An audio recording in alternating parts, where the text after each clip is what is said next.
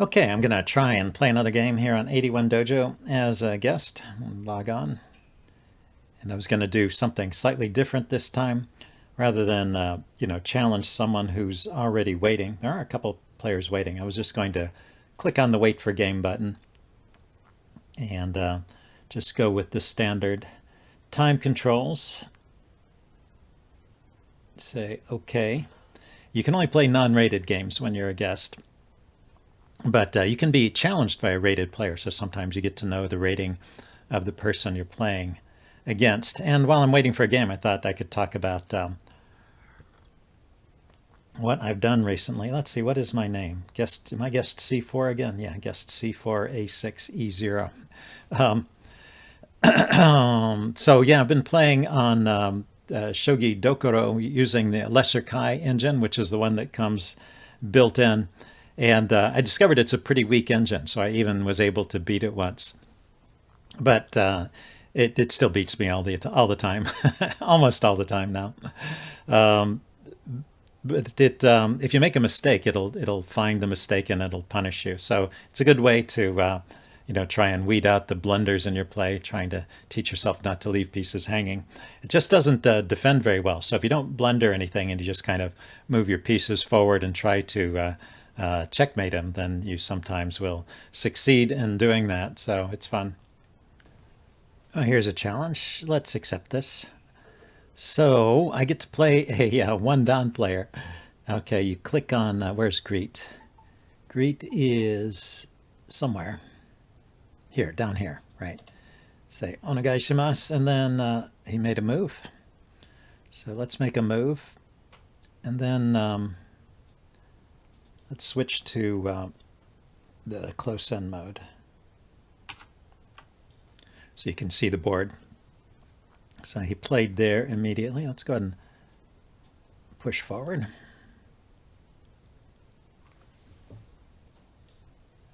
Turn up the sound a little bit. Okay, let's defend over here.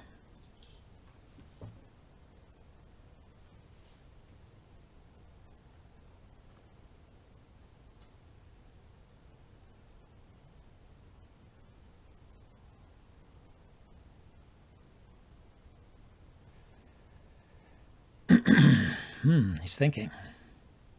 I would have thought this is a normal position. Okay, he's going to go ahead and push. So I can push. No, I can't. I need to take.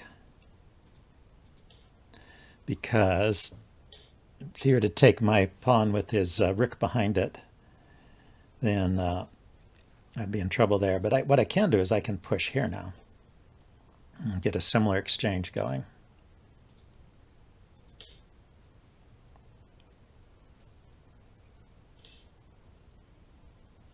Oh, and he didn't drop a pawn.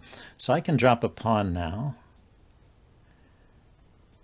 And his rook will have to go back. It's interesting. So he placed it here opposite my rook.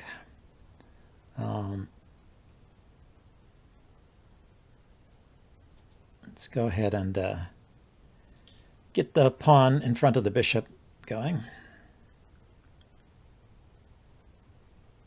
The pawn that's blocking the bishop.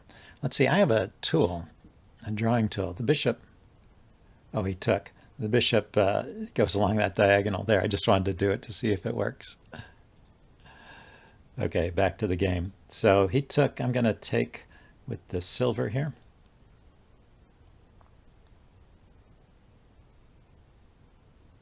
And now he's got a bishop he can drop, so he's going to look at ways to exploit the loose rook here. He can drop the bishop here, which attacks the rook and attacks this pawn.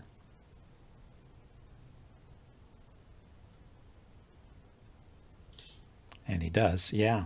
So can I do the same thing? I can drop my bishop attacking his rook and defending this pawn. And he takes my rook, I take his rook.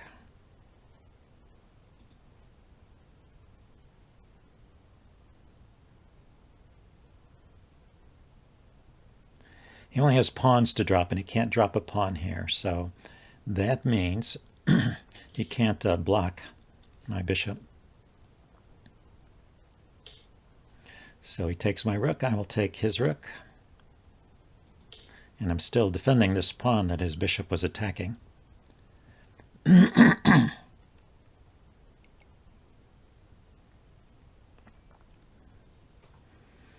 we do the drawing now? Yeah, the bishop defends here and his bishop attacks there. Okay, so what did he play? He moved his... Oh, he dropped his rook, attacking my bishop and attacking this pawn. So what can I do? I can drop a rook as well and defend the bishop and attack his rook, but then he takes my bishop. That's not good.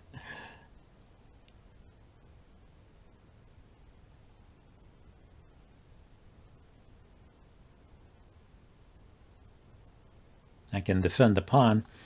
Yeah, and he takes my bishop. Can I attack something? If I could drop the rook on the back rank here. I can take this pawn with check. Knight takes. The knight is defending that pawn. Oh yeah, I wonder if this is a common opening trap I've fallen into. It wouldn't be all that surprising.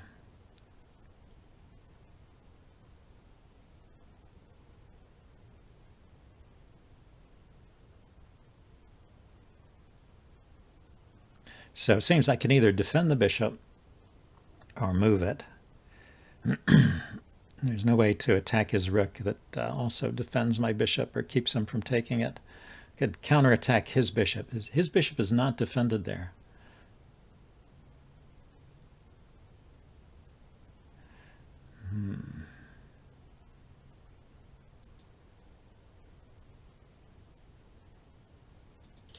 Okay, I'll try this, but it doesn't defend this pawn. That's what I'm worried about.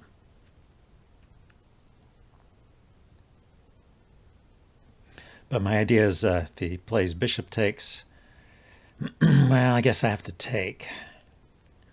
Then I could play my gold up to defend the king, defended by my rook here. So his rook would have to retreat then, I think. But he gets to promote it. He gets a dragon out of that transaction.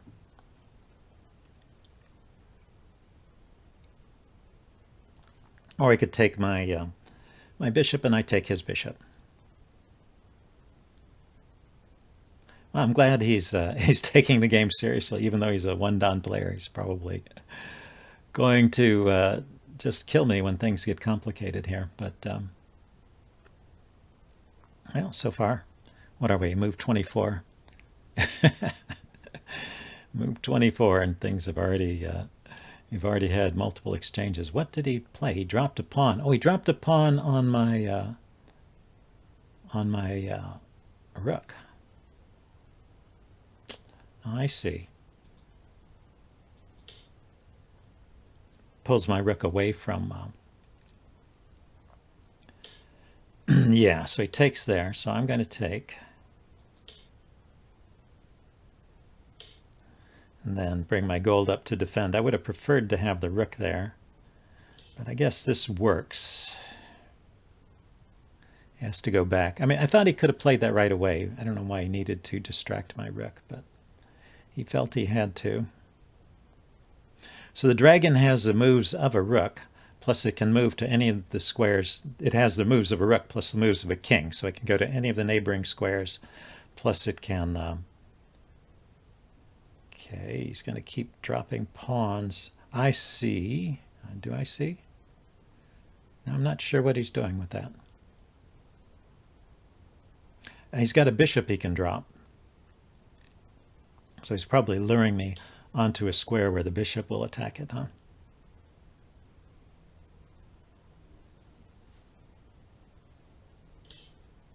He drops there. So I could drop my bishop here. He takes the rook, I take the dragon. If he takes my bishop, I take back, and then he takes... Oh, I can take with the pawn. Yeah, I can drop the bishop here.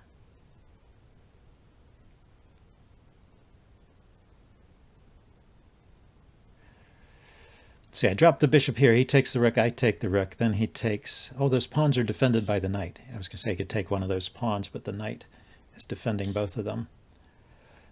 He was expecting that. So he took my gold. He wins a gold in this transaction, huh? I will take back. Takes my bishop. Yeah, so I've got a rook I can drop, but he's got a rook and a gold. So yeah, he won a piece there. Can I do something with my active bishop, though? Or can I attack his bishop? I can drop my rook right here, hitting his bishop. Okay, so that's why he lured my rook away.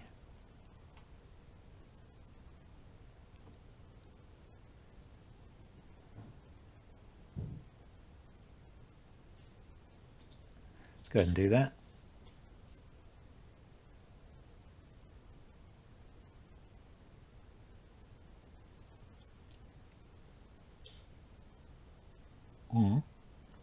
Okay, the pawn defends the bishop. Okay, so I feel like I should move some pieces in here. Don't have any pieces I can drop. I have to be careful about his rook drops. He can drop a rook. There. No. But if I move my bishop, or if I move my silver up, he can drop a rook here. This is covered. Back rank is covered. That's covered. Can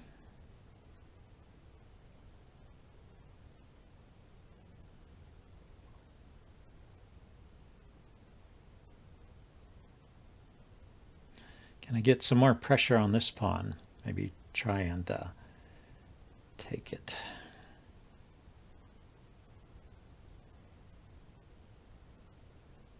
Don't see a way to do that. I'm going to bring the knight out, though.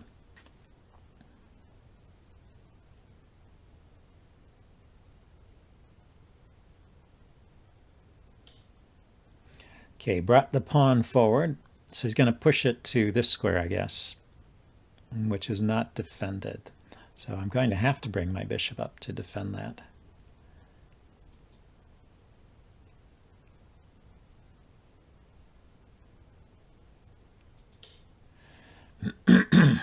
Oh, the knight was defending it. That was kind of pointless.